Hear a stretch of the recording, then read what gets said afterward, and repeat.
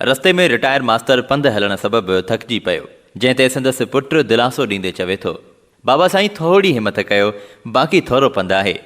अॻियां ई ॿ शागिर्द मोबाइल हलाईंदे ॾिसण में अचनि था, जंहिं ते रिटायर मास्तर चवे थो, अबा साम्हूं मुंहिंजा 2 शागिर्द वेठा आहिनि, बसि इहे असांजो मसइलो हल करे छॾींदा।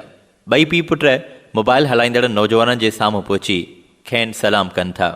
हिकु नौजवान सलाम जो जवाबु ॾिनो, जंहिं ते मास्तर खेसि चयो, पुट मुंहिंजी गाॾी पंचर थी पई आहे, अव्हां असांजी मदद करे सघो था? नौजवान मोबाइल मां मुंहुं कढी मास्तर खे चयो, साईं असां मदद कान था करे सघूं, टाइम कोन्हे। मास्तर चयो, छो पुट, अव्हां मदद छो नथा करे सघो? हुननि चयो, असां 2 पबजी पिया खेॾूं। मास्तर मायूस ऐं हैरान थींदे चवे थो, तव्हां मुंहिंजा शागिर्द आहियो, मूंखे उमेद हुई त तव्हां मूंसां अहिड़ो सलूक कंदव जेको हिकु शागिर्द खे पंहिंजे उस्ताद सां करणु घुरिजे।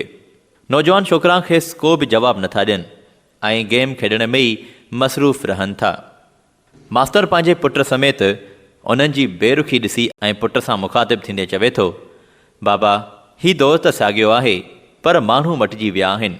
अॼु मूंखे अहसासु थियो आहे त हिन दौर जा वालदेन पंहिंजे ॿारनि जी तरबियत करण में नाकाम विया आहिनि। बाबा साईं अहिड़ी ॻाल्हि नाहे, असल में जदीद शयुनि जेतिरो फ़ाइदो ॾिनो आहे, ओतिरो अहसासाती नुक़सान बि ॾिनो आहे।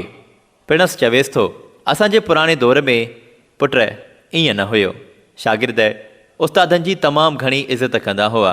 हिकु भेरे ईअं ई मुंहिंजी मोटरसाइकिल पंचर थी पई। सख़्तु गर्मीअ में मां मोटरसाइकिल हथ में कायूं पे वियसि त अॻियां रस्ते ते मूंखे मुंहिंजे 2 शागिर्दनि ॾिठो। उन्हनि मंझां हिकु डोड़ींदे अची मूंखां मोटरसाइकिल वरिती ऐं ॿिए चयो, साईं साईं ही मोटरसाइकिल असांखे ॾियो। छा थियो अथसि? मूं ॿुधायो, पुट पंचर थी पियो अथसि।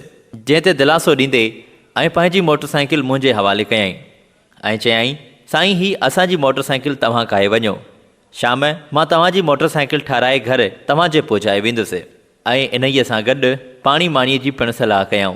पुट तूं हाणे ॿुधाए, हिन जदीद दौर असांजे अख़लाक़ियात जो केतिरो न वॾो नुक़सानु कयो आहे।